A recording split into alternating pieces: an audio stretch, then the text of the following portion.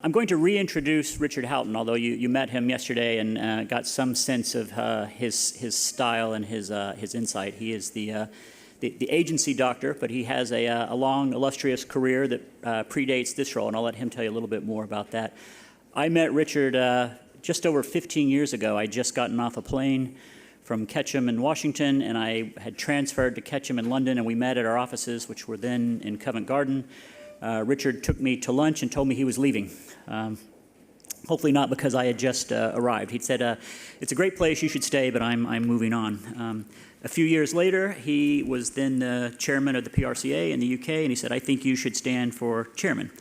And then, which I did. And then a few years after that, he was president of this organization. He said, I think you should stand for president, which I did. So I clearly just follow Richard's advice, and I think you might want to do the same. Someone asked me last night what was next for me, and I said, ask Richard. He seems to tell me what to do. One last word of appreciation for Richard. All the presenters have been extremely generous and gracious in sharing what they know. But Richard especially so. He's usually paid a lot of money to tell you what he's about to tell you right now, and he's doing it for free and out of the goodness of his heart and for his love for ICCO and for the profession. So thank you, Richard, and please join me in welcoming you to the stage. Thanks very much, David. Really appreciate it. It makes me slightly nervous with that sort of build-up. Well, good morning. I am actually genuinely delighted to be here today. Last time I was on stage doing a speech rather than facilitating was 4 years ago in Portugal at the ICCO summit.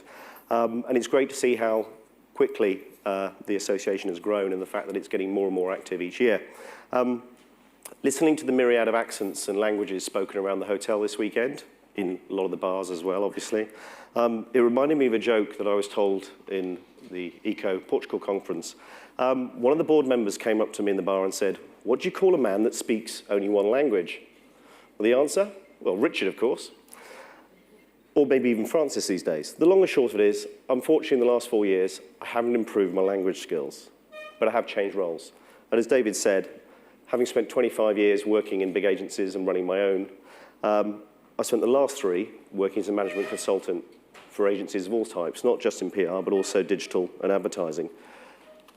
So you combine that history and that opportunity to go and delve into other people's businesses. And I've got a reasonable insight into the sort of issues that you're facing on the business side of things when you're trying to run agencies. And we've had a lot of discussion about strategic trends, global trends, macroeconomic trends. I'm going to get pretty down and dirty in terms of the practical day-to-day running of a people business. So I hope that's of use for you. I wasn't sure what to call this presentation. The brochure says Fridays are free, and I'll explain a bit more of that later. But I also thought it could be called Nobody Joins a PR Agency to Write a Business Plan. It's really not one of the things that people start out in the industry wanting to do.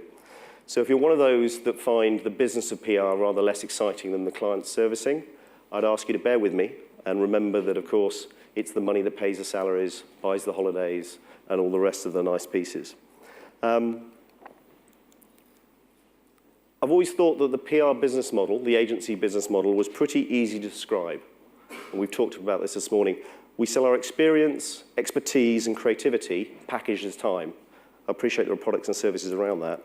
But I do think running that every day, every month, every year, consistently, is very difficult. At least I did. I always found it pretty tough. And there are a wide range of things to manage. Staff, clients, money, offices, new business, innovation, legal, budgets. The MD's action list is pretty long. But of course, let's be clear about it, and I'm biased, but I think it's one of the best jobs in the world. I'd much rather be the MD than the account manager or the account director. I'd much rather be the one that gets to dip in and dip out of creative campaigns and to make the decisions that impact the future of the business. And of course, if you get it right, you can even make a little money on the way. So what I wanted to do this morning was just try and give you my view on how you might make the ride as MD a little less bumpy and make sure that each year there are a few more euros left to cover the profit. 3 areas I want to share with you. They're all interconnected, but I think they're all critical to managing smoothly the roller coaster that is agency. Success drivers, standing out, and free work. All pretty straightforward, I hope you'll agree, but when I go through it, but critical again to making those margins that you're looking for. My first thought on success drivers is you really need to know what's going to make the difference between your agency stagnating and growing over the next 36 months. Any longer, people a bit too far away, but think 3 Christmases, 3 holidays in the summer, 3 birthdays, it's about right. Obviously, every agency is different. They're all people-based, so they can't be anything else but different. So as a result, you're all going to have different success drivers that you're going to identify and then focus on from the business side. And that's fine. But what I'm going to do is pick out a few of the ones that I come across most commonly. I'm going to assume, after a day and a half of conversation, that we all agree that talent is one of the key success drivers. So I'm not going to go over that again, but I'm going to look at the business side of things. So first, high-performing senior team. Do you have the right mix sitting around your board table? Do the personalities fit each other and enhance, or do you have quite a lot of conflict? Is the sum of the parts greater than the individuals? If you say no to these questions, you're going to find it very hard to consistently deliver growth in a market where, let's be honest about it, is ridiculously oversupplied. We could all do with a little less competition, I think. If you don't have the right people leading your accounts and your business, you're not going to compete. On a practical level, there are simple tools like Colours and Thomas International, which allow you to profile your senior team and see how they prefer to behave in the business place. Gives you an insight into how they're going to react to situations. And then you can see which roles will suit them most. And from your point of view, profile yourself. Find out how you're going to react, share it with your team. They're going to appreciate a little bit of a heads up. The second success driver really has to be working out how you're going to integrate digital and social services into a traditional agency model. Now, I know we've heard a lot the last day and a half about how agencies are changing. To be honest with you, my experience working in the Middle East and Europe and the UK is that most agencies still run the same model my grandfather ran in 1955. So we've still got a long way to go. The bad news is I don't have a magic wand for you on the model, but I can give you some ideas and insights into what I've learned. There's no doubt that the range of skills, the price the market pays for them, and the round-the-clock nature of social and digital media makes it a tough business nut to crack. My starting point with my clients is to say, what are the services you want to provide? And actually, what I do say to them is, what are the services you need to provide to your clients? Because it's got to be a client-led decision. I'm all for innovation, and we were talking about taking the jump yesterday or pulling the trigger. But let's do it in a considered and intelligent way and not offer things that we think the clients need. Let's give them things they want. They'll write checks for things they want or transfer money for that. Agencies are taking different approaches to bringing the skills if you've not already got it fully integrated, as Rachel was saying yesterday. Some are training their current team. That makes sense to me. Some are striking up strategic alliances with relevant agencies with the aim of transferring knowledge while they work on paid clients. Others are bringing in a social guru or expert. I love them. They're brilliant. And they're going to just share their knowledge across the agency miraculously, and it's going to be absorbed. I always think that's a tough job for the guru because they've got to earn their way and share their expertise. And it can't be an easy job. Whatever approach you take to integrating social and digital into your daily life, it's got to be part and parcel of what you deliver. It seems strange that it wouldn't be. It seems strange that it'd be separate from your main teams. So if you haven't done all that, I'd get onto it. What impact does that have on how you structure your agency? Again, no easy solution here. We all know social campaigns are really time-consuming and perceived as cheap. I never worked that one out. They take a lot of time, yet apparently they're cheaper. I don't get that one at all. If you're going to create content and respond and do that outside of office hours around the clock, that's tough. And let's remember, how many of you run 24-hour businesses here? I know it feels like it, but you probably don't. Yet, if you're working on international social media campaigns, that's what's going to be needed. Does anybody remember British Airways, who run their Twitter account at the time in London office hours? British, we work 9 till 5, Greenwich Mean Time. They were the unfortunate recipient of the first private Twitter ad bought by a man who had lost his luggage and was quite distressed. It took British Airways 12 hours to respond. And their original tweet was, "We're terribly sorry, but the office was closed." you can imagine that the expansion of that particular complaint went worldwide. So it's tough for clients as well. We've got to find a way around that structure. If you're going to be managing social channels outside of office hours, who's doing it? Do they understand the client's brand, their positioning, their tone of voice, their messages? And that's probably why it doesn't go to the intern. And as David said this morning, the senior guys, do they understand the social channels? Is it working? Because they're going to have to provide that. It's a tough one. I think we need to look at take a long, hard look at this issue and start to consider alternatives that are better designed for the demands of modern communications. One of the models I've seen is a hub office-based team, full-time, supported by specialist employees or contractors. I'm not talking about freelancers at freelance rates.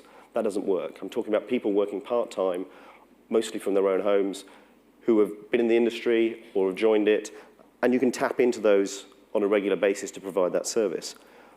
One of my former PR clients, eModeration, delivers moderation services across 17 countries with a team of 350 people using that very model. They've got 6 people in London, and the rest are working from home, 24 cycle around the world.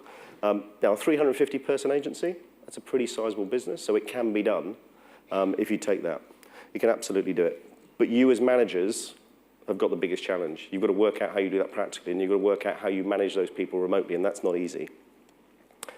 When it comes to getting paid for social media, I think we've got 2 choices. One, you can create a low-cost team that can deliver the work at the rates the market pay and protect your margins that way. Or you can focus on the front end of it, the strategy, the content creation, and leave the delivery either to low-cost partners, and again, that's not easy to manage, or, as we're seeing more and more, to the clients who are taking it in-house. And I think that's pretty much the only way I've seen it done so far. What doesn't work, and we know this from the conversations I've had in the last day and a half, is running traditional overheads and traditional teams with social media margins. It's not great. I wouldn't get there. So there's no silver bullet, but I do think if I was running my agency now and doing my 36-month plan, one of the things in there I'd be looking at, one of the success drivers, is how am I going to get this work? It really does need to be looked at. The next driver, the third really, strategic partnerships. Because we need to provide a wide range of services, and it's growing, and we can't be expert in everything, we've got to look at how we can do that. So strategic alliances seem to be the way forward if you're looking for digital, social, data, those sort of expertise that you may not have in-house. Now the concept, 2 agencies share a client, work together, is pretty good. It's fairly simple. Running the relationship, not so easy in my experience, particularly if it's across countries. The starting point, pretty practical stuff. Do you have a set of objectives for why you're starting the partnership? If you don't, it's quite difficult to frame the conversation with your potential partner, and it's quite difficult to judge the success of the partnership. So why am I doing this? I've always found if you're looking for partners, go to the guys who've signed up to the trade associations. I would say that. I've been involved in a lot. They tend to be more engaged in the market, more open to work collegiately, though. They seem to work well if you can't get personal recommendation. The other thing when choosing a partner, cultural fit. Anybody worked with an ad agency that you didn't quite hit it off with, or a design agency? It makes a big difference. And finding that fit takes time. So if you're a manager who likes to do it at the last minute, pre-big pitch or pre-client request, you're going to be kissing a lot of frogs before you find your prince, and that can be quite a costly exercise, so plan ahead.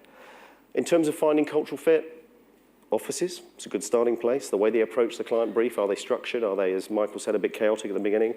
How they tackle the budgeting process, and of course, how they treat their staff. I think is a good indication of how you're going to get treated later on down the line. And again, when things go wrong on partnerships, it's 9 times out of 10, the money. So you want to nail that before you start. And even before you start pitching clients together, work out how you're going to split the money and who's going to get what. Are you sharing the fee against time input or the value that's been delivered? We talked about talent. Have you negotiated a bonus scheme if it's an easily evaluated program with the client, and how is that going to be shared? The other thing I would suggest, and you can use this across all your external relationships, is work out a dispute resolution process. Don't overcomplicate it, but work out and agree that if we have a problem, this is how we're going to fix it. Because again, getting those things in place early on helps. Now I know having a commercial prenup may not sound like the most motivating way of going into a relationship or partnership, but get it sorted early on because it'll make life a little easier. Who owns the client relationship is important as well. We don't want 2 organisations, 3 or 4, fighting for that. Now again, an alternative model, white label service, I love it. You're reliant on them, but it goes through your brand. I think that's another way of looking at it while you're building your own capability in-house. Finally, I think strategic partnerships, relationships with other agencies, renew them? No, not at all. Review them regularly. Like all relationships, they benefit from a little honesty now and then. And if it's providing value for both parties, my experience is most agencies will talk about it. A great example, and Salvador from Lyft is sitting in the front row here. I only discovered this yesterday. Salvador's put together 8 agencies under Lyft World. Digital, strategic comms, content, PR, word of mouth, branding, leadership, negotiation, and experiential. It's a complete full offer from separate organizations. The neat trick for me, and you have to ask him how it actually works, they've all bought into a parent company where they share some of the equity and the reward. So the commitment to the partnership works really well. And I just think that's a really good example of how you can do it. But I think we're all, as independents, if you're an independent, are going to have to start looking at those partnerships and getting them to work for you. Third success driver I see most, the need of, loyal clients. Anybody ever had a client put you on notice out of the blue? No, of course, you're all far too professional. But you know, it happened to me a few times, I'll admit, put my hand up. How do you make loyal clients? Consistent good work, meeting the expectations, but also having a process to analyze the relationship and identify opportunities to grow the fee spend. A lot of the client relationship processes I see are defensive. What's going wrong? What are we doing wrong? My view on it is, man up. Who was saying yesterday we need to grow a pair? Get in there. Be proud of what you do. Have the conversation about what needs to be improved, but have the conversation about the breadth of your proposition and see if there are new areas where you might be able to fit with, with your client. And my experience is, if you run it properly, and it's not an email questionnaire, it's actually you sit down with your biggest clients and have a structured conversation and you deliver against the changes they want, more fee will follow. And it makes a complete difference to the client, the account handling team's attitude. So if you've got one in place and it's not a positive one, change it. And if you haven't got one, find out how you can do it for your top 3 spending clients. Fifth one, I'm not going to labour this point because you're all thinking, yeah, new business, it's kind of important. It is, but you need a lead generation process that works. And I am genuinely surprised when I go into agencies and I say, just take me through your lead generation strategy. And they go, well, it's very much in the formulation stage. I said, you don't have one. No, something will come along. And as my old boss at Fleischmann Hillard said, hope isn't a management tool, and I don't suggest you rely on it in this one. So you need to build a lead generation point. The last point on the success drivers I see, you'd be amazed at the number of people who try and run an agency without robust commercial information. You know, again, it stuns me. It's really very, very difficult. You want actionable information once a month that you can actually make decisions on. The quality of the management accounts, despite what a lot of finance directors tell me, shouldn't be judged by their weight. Well, look at that, which is really great. You say, what are the key ratios I need? What's the cash position? What's the forecast looking like at Q4? What's our cost of recruitment this year? We've just lost 2 people. What's in the budget to do that? All of this stuff makes life a lot easier. And if you're running an independent agency, having a really robust cash flow always made me feel a lot happier. I could always sleep better if I knew where the money was going. Once you've got your success drivers, and I'd pick 1 or 2 a quarter, maybe to work on, you need to put a very simple plan together that says, this is what we're going to do, this is when we'll deliver it, this is who's responsible for it. And I know that sounds really obvious, but you'd be amazed at the number of people who produce beautiful business plans that go in the drawer. And then they look at it once a year at an away day. What you want here is a working sheet for each success driver that you can use in the office. What I've got here is kind of a little, I'm consulting to businesses now. Of course I've got a grid, obviously. Quality of service across the bottom. If you're on the left-hand side, you've got the same products. You're doing ultra-competitive pitching. It's really difficult. Long lists are getting longer. People are costing you. You don't have a brand as an employer. You need to start shifting that. So the things I've talked about in terms of client satisfaction, strategic partnerships, management information, senior team, social and digital, these are the sort of things you need to do to run a better business. They're not game changers, but they're the things you need to be doing to get the business working better. But we need to start thinking about different from competitors as well. So how are you going to stand out? It's a tough market everywhere. As I said earlier on, there's no shortage of PR companies. Differentiation is something we spend a lot of time talking about to our clients, but we don't spend a lot of time for ourselves. And I have a phrase that has upset some of my clients, which is a vanilla agency. You just look like a bowl of vanilla ice cream. You haven't even stretched a raspberry ripple, and there's certainly no chocolate flakes on it. You don't want to be a vanilla agency, so when the prospect looks at the shortlist, you don't stand out. You really want to be able to do that. And if you're going to start delivering consistent margins of north of 20%, which is entirely doable if you're not there already, you need to stand out locally, nationally, and even internationally if you're working that way. A lot of my clients say to me, Richard, it's all about the people. We have the best people. I'd love to know which factory they get these best people from, but they always have the best people. My point on that one is, that's great for you. It's not a differentiator for the client, because they haven't got an objective rule for the best person. What they want is something that ensures that they feel confident that they can go to their bosses and say, the money you spent has delivered. And that's what you've got to be looking for. So when you're looking at differentiation, you've really got to think, put yourself in the client's shoes. I reckon there are 5 ways of looking at differentiation. 5 things you can consider when you're looking to differentiate. New product development or new service product development. The most successful agencies I ever ran, and the ones I consult to now, launch at least 1 new service a year. Just 1. You really need to understand the market dynamics if you're going to launch a new service properly. What are the trends? Which are the ones that are going to stick? And how can they be applied to meet your client's requirements? Some of this will be familiar because Elise covered this rather dynamically yesterday afternoon, but it's an important point that you need to do that. And as I said earlier, stuff the clients want, not what you think they need. It's a big difference. There are a lot of failed agencies around where the final words from the chief exec was, but we had the most sophisticated services in the world, but he forgot to ask the clients if they wanted it. So that's why. The client loyalty activity I mentioned earlier comes in here. It can be really useful. You can go to your most loyal clients and ask them to have a look at your new business ideas, your new product ideas, and get their input. And of course, if it's something they like, you can discount the first round when they try it out. You develop your offer. It needs to be reviewed against competitive offers. It needs to be commercialized. How am I going to make money out of it? You need to know a detailed understanding of how much it will cost to deliver, the cost of third-party suppliers, if there are any, what do you think the market will pay, and what your margin will be. And of course, you've then got to train your teams to sell and deliver it. May sound like a lot of work, but from my point of view, those agencies that aren't innovating and bringing on new services face what I describe as a grey future. They're going to have slowly deteriorating margins, ever-increasing in difficulty of winning business, and it's going to be harder and harder to collect that good talent you need.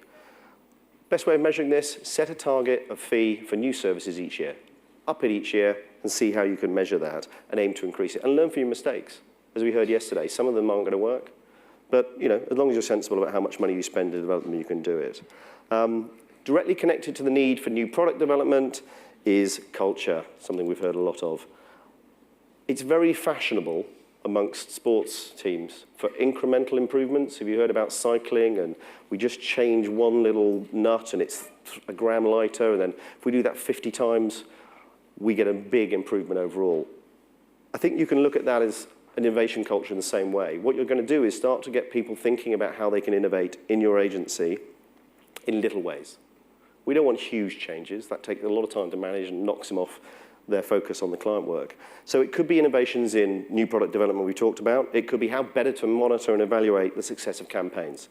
It could be better reporting for clients or invoicing.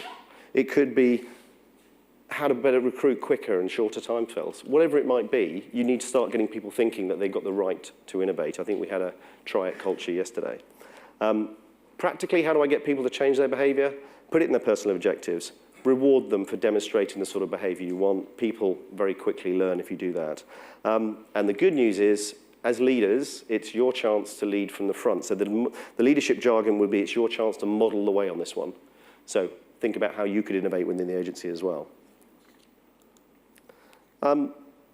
Differentiate agencies, third time, engage with prospects. How many people have been put on a really quite long shortlist in the last 6 months? Yeah, lots. It's not unusual these days. So we need to find another way of getting into clients as well. And you might think this is absolutely obvious, but sorry, I'll go back. Good example of this. PRCA had an online gambling site, put out a brief for I think it was a £30,000, so what, a €45,000 project. 32 agencies replied, gave them ideas for free. Now, I don't even know if they appointed anybody. But that's really bad practice. That's engaging with a client prospect in a completely wrong way. So we really don't want to be doing that. We know procurement's in place, and Rachel and I discussed this last night. My view on procurement, get an expert in to deal with them, or have a sales policy that says we don't pitch companies that use procurement. Either way, but don't sit around and bitch about it. Get it sorted. You know, that's what you need to be doing. The new business, it's very competitive, we know that. Any advantage you can gain is well worth the effort for this. And this is where we really do come back for differentiation. Agencies with a standout proposition and reputation have at least a shot of getting away from the ultra-competitive pitching down to the smaller ones, because you're easy to put on the list. We know you. And you can get yourself to the top. Finding new forums to engage with prospects also seems to be obvious to me. You're all more than capable of running good content campaigns. You do it for clients all the time. So I just don't think it's impossible to find new ways of engaging with prospects, as long as you're tightly focused, through their own world, their own forums. And I'm also amazed at how few agencies give themselves as a brief to their team and say, develop me a campaign, even if they don't implement it in-house. Why wouldn't you use all that talent? You've carefully recruited these people. Surely they can do it for you if they can do it for their clients. Fourth place on the race to stand out, it's your brand as an employer.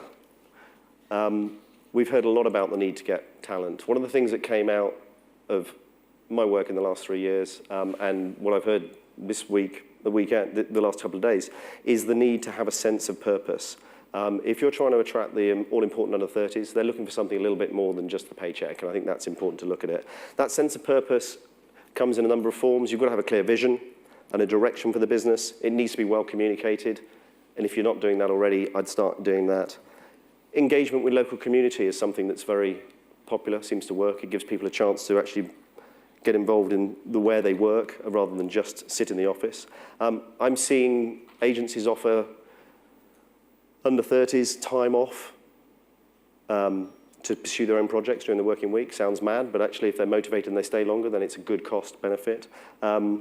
People are getting time off, sabbaticals to travel that you would only have seen after 6 to 10 years. They're getting it after 3 years. And I was discussing this last night with Kevin from Bell Pottinger. You know, people will come back. You get to retain them for a bit longer. It's harder to manage, but it's there. I'm going to labour this point, but I'm agreeing with everybody else. Look outside of the usual pool when you're recruiting as an employer. That's going to help your brand.